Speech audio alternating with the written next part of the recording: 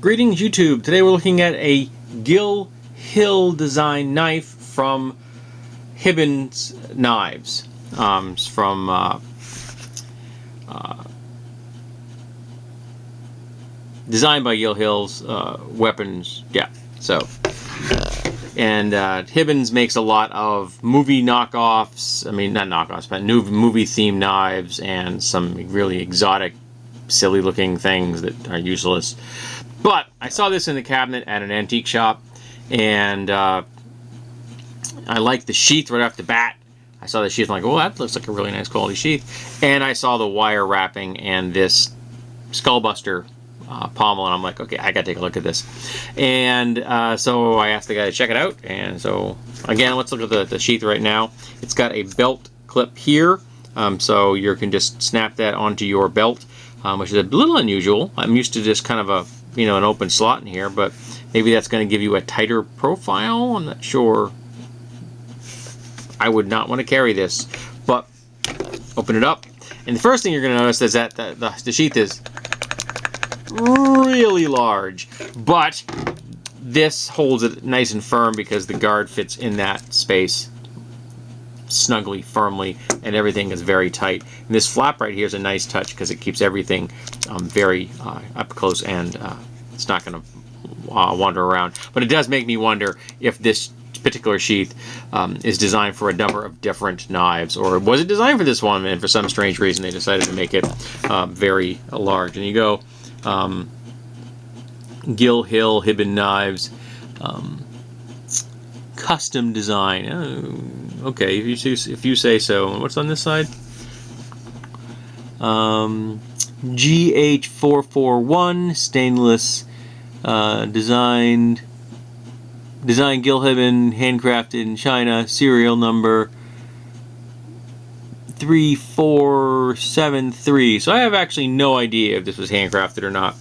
It is decent quality, I will give them that. Nothing moves on it. Everything's tight. The wire wrapping is very pretty. It is wonderfully shiny and pointy. It is the classic dagger shape. I do find this interesting that this is such a large section in here. If you wanted to choke up on that like this, you really could. I don't see any reason why you want to do that, but you could do it quite safely. The edge is very. There's this from the spine to the edge. It's a steep angle, and the edge itself is a steep angle. And this is not. Yeah, this is not sharp at all. Not even. Hi there. There's a cat over here. Not in the least. But let's be honest. This thing is not meant for slicing. You're not going to be preparing dinner with this knife.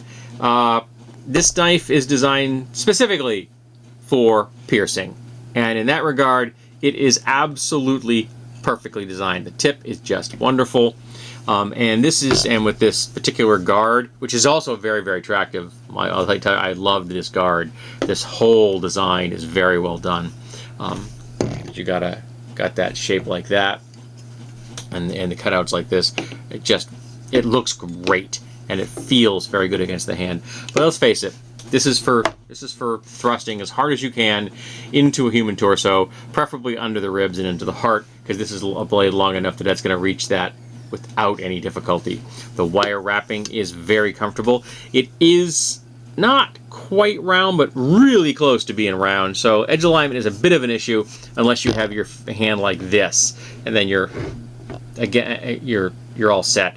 And again, since you're not cutting with this, if your edge alignment were off like this, it's still going to work as a thrusting weapon. It's just more comfortable in this position like this.